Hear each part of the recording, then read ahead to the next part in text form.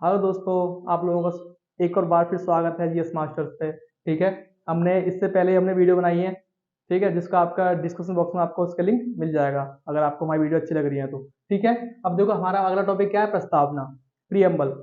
हम ऐसा कहते हैं कि भारतीय संविधान बनने के बाद हमारे प्रियम्बल को बनाया गया, जो नेहरू प्रस्ताव का ही एक रूप है। नेहरू जी जो संविधान सभा में क्या लेके आए थे? उद्देश्य प्रस्ताव लेके आए थे। और वो कब आया था उद्देश्य प्रस्ताव? उद्देश्य प्रस्ताव संविधान सभा में आया था 13 दिसंबर 1946 को। ठीक है। जिसको संविधान सभा ने पास कब किया था? वो किया था 22 जनवरी 1947 को। 1947 को। ठीक है। तो ये था। तो इसी का रूप कहा जाता है कि प्रस्तावना इसी का रूप है उद्देश्य प्रस्ताव का, जो नेहरू जी ने पेश किया था। इसमें ऐसा था क्या खास, हम देखते हैं इसको शुरुआत से। और इसमें है क्या? शुरुआत से अगर हम देखेंगे तो इसको हम संविधान को कैसा बनाना चाहते हैं। ठीक है। भारतीय संविधान को हमारे संविधान निर्माता कैसा बनाना चाहते थे, तो हम इसमें वो वाले बिंदु देखेंगे। देखो, हम इसमें है क्या, हम भारत के लोग भारत को एक संपूर्ण प्रभुत्व संपन्न, ये हमारा वर्ड निकल गया है, संपूर्ण प्रभुत्व संपन्न। इस वर्ड का एक अपना ही मीनिंग है। संपूर्ण प्रभुत्व संपन्न का मतलब क्या है?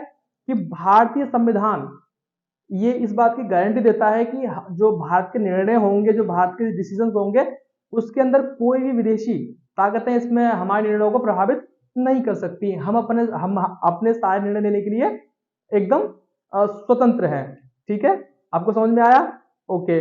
आगे देखो, संविधान सभा में अगली बात क्या थी? समाजवादी। एक समाजवादी वर्ड है। वो अम्बेडकर अम्बेडकर जी ने एक बात कही थी संविधान सभा के अंदर कि भारत में राजनीतिक स्वतंत्रता तो आ चुकी है संविधान को लागू होने के बाद, लेकिन आर्थिक व सामाजिक स्वतंत्रता आना भी बाकी है। तो समाजवाद का मतलब था कि भारत के अंदर हर व्यक्ति को रोटी कपड़ा मकान की कम से कम सुविधा सरकार उपलब्ध करवाए।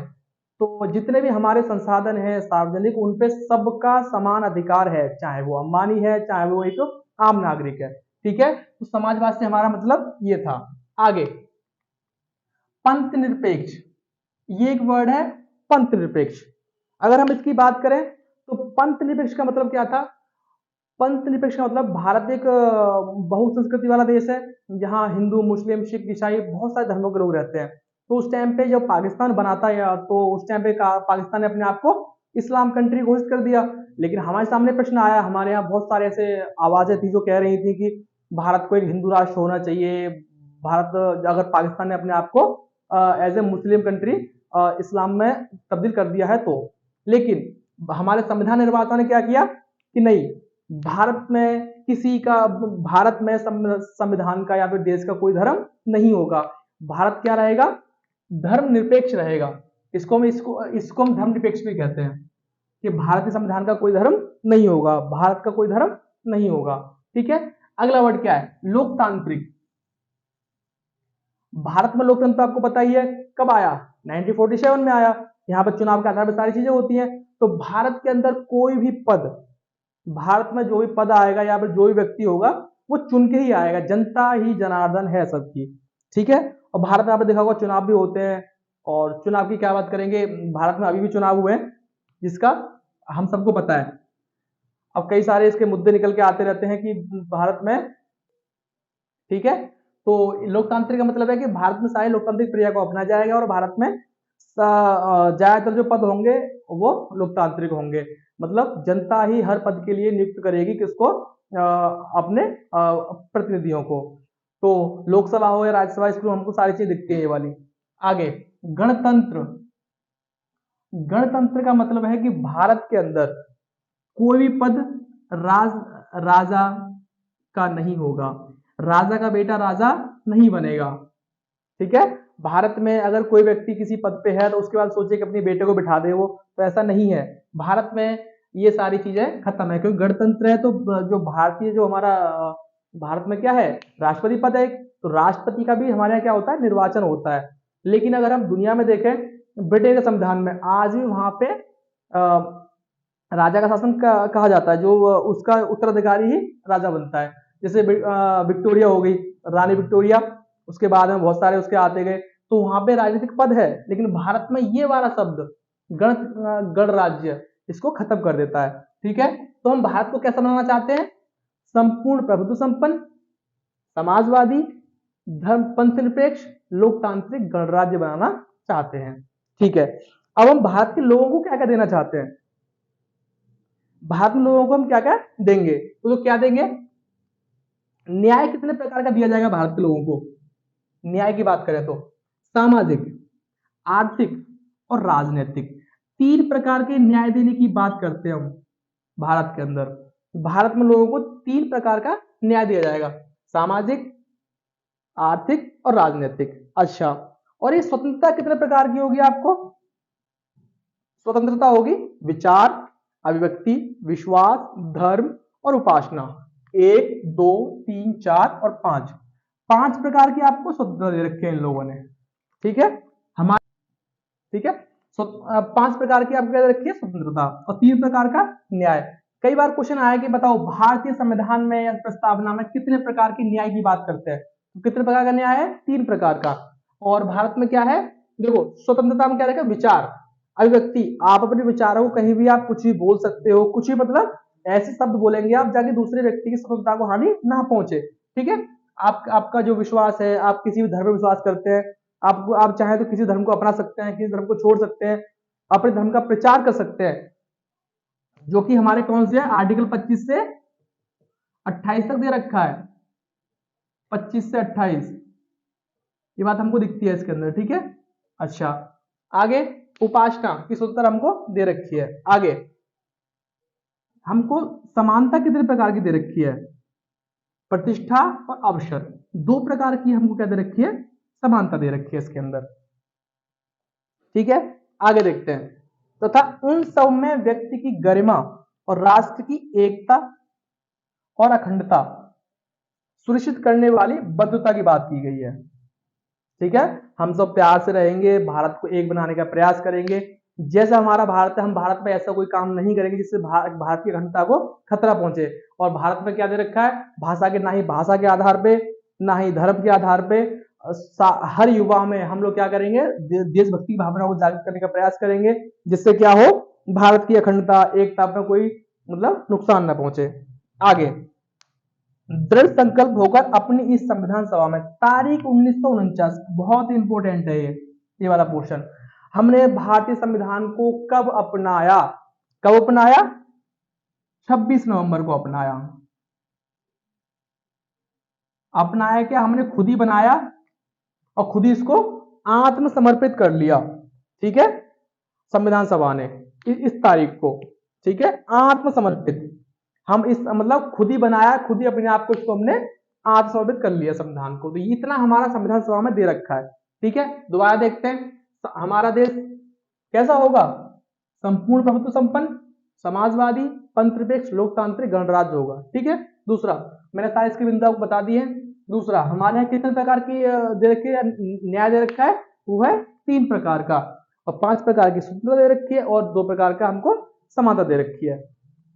ओके, तो ये क्वेश्चन पीसीएस के एग्जाम में आया 2018 के अंदर कि भारत में कितने प्रकार का न्याय है, कितने प्रकार की स्वतंत्रता है, कितने प्रकार का समानता है। तो इस क्वेश्चन का आंसर काफी था तो बड़ा आसान, लेकिन जिन बच्चों को नहीं पता था उसका आंसर नहीं कर पाए थे वो। ठीक है, चलो अब देखो, जैसी हमको ये संविधान सभा दिखती है, उस टाइम पे जब संविधान बना था उसके बाद संविधान सभा बनाएगी, उसमें ये संविधान सभा हमारी ऐसी नहीं थी। इसमें क्या क्या जोड़ा गया? 42वें संविधान संशोधन द्वारा, 42वें संविधान संशोधन, संविधान संशोधन संशोधन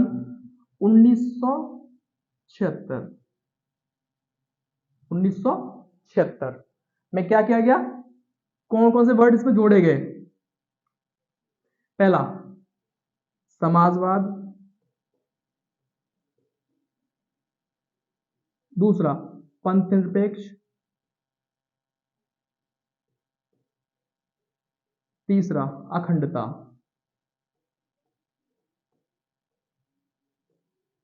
इन तीन शब्दों को संविधान सभा में सॉरी प्रस्तावना में जोड़ा गया 42वें संविधान संशोधन द्वारा। ये क्वेश्चन इतनी बार रिपीट हुआ है, अब मैं क्या बताऊं आपको, काफी बार रिपीट हुआ ये वाला क्वेश्चन, और तीन शब्द को पूछ लेता है कि बता इसमें से कौन शब्द जोड़ा गया कौन सा नहीं जोड़ा गया। ठीक है, चलो आगे चलते हैं, थोड़ा इंपॉर्टेंट न्यूज था जो आपको बतानी थी।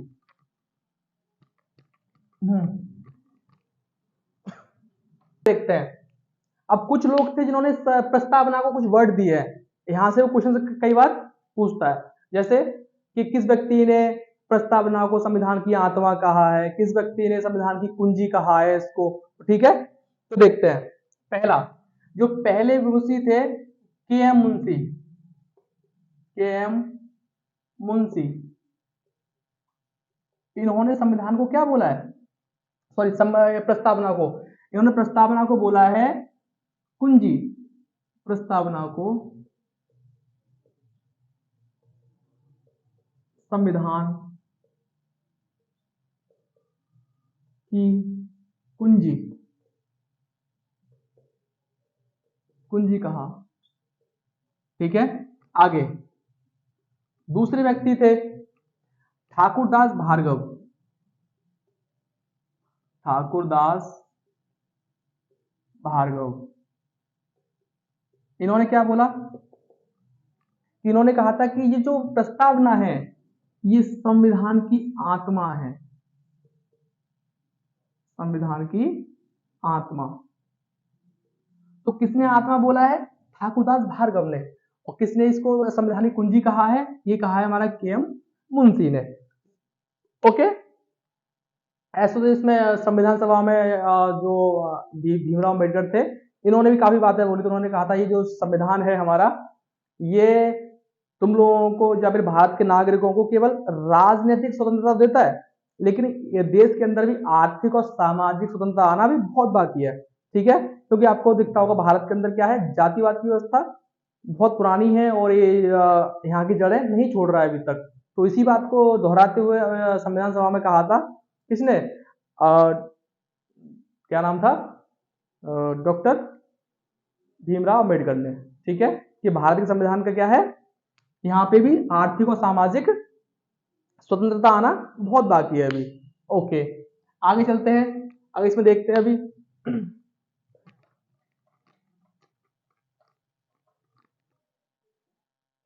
ओके, हमने देखा कि के.एम. मुंशी ने क्या बोला है प्रस्तावना को, और ठाकुरदास भार्गव ने क्या बोला है, और अम्बेडकर जी ने भी क्या बोला है। ठीक है, अब देखते हैं आगे न्यायपालिका क्या बोलता है इसके बारे में। हमको सबको पता है कि संसद 368 आर्टिकल के अनुसार भारतीय संविधान में संशोधन कर सकती है, ये बात हम सब जानते हैं। ठीक है, कि भारतीय संविधान में इस आर्टिकल के अनुसार संशोधन किया जा सकता है। ठीक है, अच्छा क्या संसद प्रस्तावना में संशोधन कर सकती है कि नहीं कर सकती है, अगर कर सकती है तो इसको रोका जा सकता है कि नहीं रोका जा सकता है। तो इस बात को लेकर कई सारे विवाद शुरू हुए। सबसे पहला इसके लिए जो विवाद आया था 1960 में आया था, 1960 के अंदर। ठीक है, बेरुबारी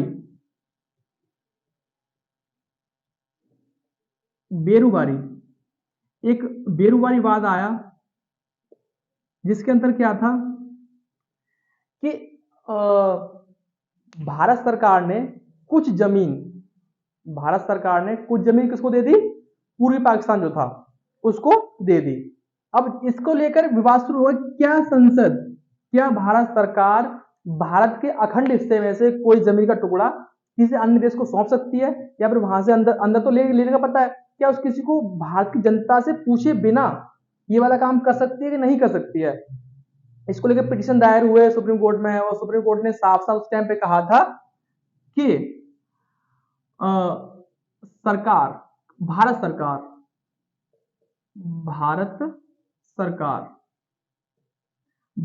सरकार जो है ये वाला काम कर सकती है, और वो उसका क्या है, अधिकार है सरकार का कि भारत के किसी भी हिस्से को सौंप देना, क्योंकि जनता ने ही सरकार को चुन के भेजा है। तो इसका मतलब कि सरकार कह रही है, इसका मतलब लोग भी यही वाली बात बोल रहे हैं।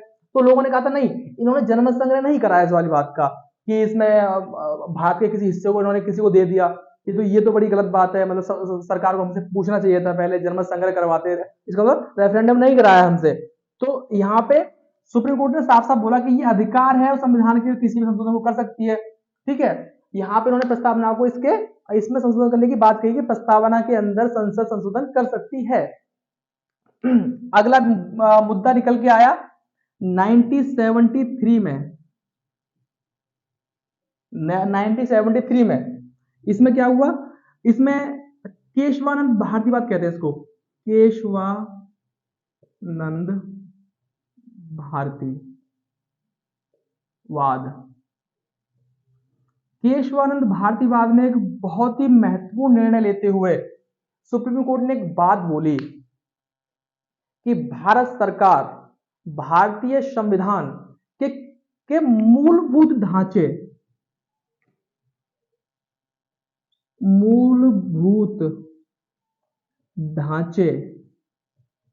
में बदलाव नहीं कर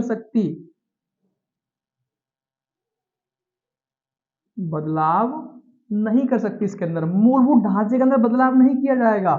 अब ये बात है कि मूलभूत ढांचा संविधान का है क्या, तो उन्होंने बोला, साफ साफ बोला कि ये बताओ कि संविधान का मूल ढांचा है क्या, हम उसी में बदलाव नहीं करेंगे। तो सुप्रीम कोर्ट ने बोला कि हम टाइम टाइम पे आते आते आपको बताते रहेंगे कि इसमें संशोधन कौन सा संविधान का मूल ढांचा है और कौन सा नहीं है। तो यहाँ के उन्होंने फंसा दिया केंद्र सरकार को, और साफ साफ अब केंद्र सरकार बोल दिया हम कहीं भी हाथ रखते हैं, सुप्रीम कोर्ट कहती है अरे नहीं नहीं ये तो मूल ढांचा है, अब हम इस पर काम कैसे करेंगे। तो सुप्रीम कोर्ट ने बोला नहीं, ऐसा ही चलेगा, तुम चाहे कुछ करो या मत करो। तो यहां बहुत महत्वपूर्ण निर्णय आया, सुप्रीम कोर्ट ने क्या माना, प्रस्तावना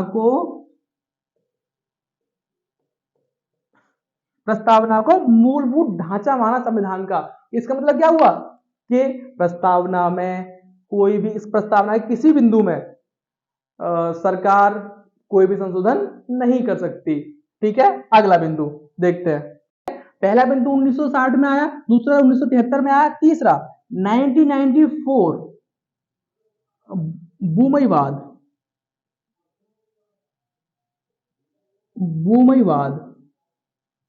इसमें क्या हुआ, इसमें एक वर्ड था पंथ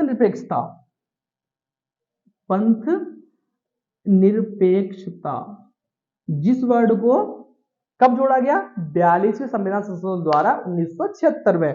इस वर्ड को लेकर बोला सुप्रीम कोर्ट ने कि सरकार पंथ निरपेक्षता वाले वर्ड में संशोधन नहीं कर सकती, क्योंकि ये संविधान का मूलभूत ढांचा है। अब मूलभूत, इसका मतलब कि सरकार ने इनडायरेक्टली बोला कि जो प्रस्तावना है, प्रस्तावना में बदलाव नहीं किया जा सकता, प्रस्तावना में संशोधन संभव नहीं है। ठीक है, तो सीधी सी बात है कि सरकार इस प्रस्तावना में संशोधन नहीं कर सकती। भारतीय संविधान का मूलभूत ढांचा है हमारी क्या, प्रस्तावना। ठीक है, तो एक बार देख लेते हैं इसको दोबारा हमने इसमें क्या पढ़ा है। ओके, ठीक है, तो देख लेते हैं हमने संविधान के इसमें प्रस्तावना में कितना पढ़ा है अब तक। ठीक है, अब प्रस्तावना इसमें साफ साफ लिखा हुआ प्रस्तावना के अंदर सुप्रीम कोर्ट ने साफ साफ ये वाली बात बोली है कि भारत सरकार कोई भी बदलाव प्रस्तावना में करती है तो सुप्रीम कोर्ट उसको खारिज भी कर सकती है, क्योंकि वो संविधान का क्या है, मूलभूत ढांचा है। संविधान के मूलभूत ढांचे में सरकार आर्टिकल 368 में तो सारे संशोधन करती है, संसद जो जितने संशोधन करती है वो इससे करती है, आर्टिकल 368 से। ठीक है, तो संविधान के मूल ढांचे में बदलाव नहीं किया सकता। वो कौन से 3 बिंदु थे, और ये बात कब बोली सुप्रीम कोर्ट ने, ये बोली केशवानंद भारतीवाद में आके, और भूमयवाद में एकदम क्लियर कर दिया आके कि संविधान में संशोधन नहीं किया जा सकता। ठीक है, ओके, इसके हम क्वेश्चन देखेंगे किसमें, अपनी आने वाली वीडियो में। ठीक है, ओके।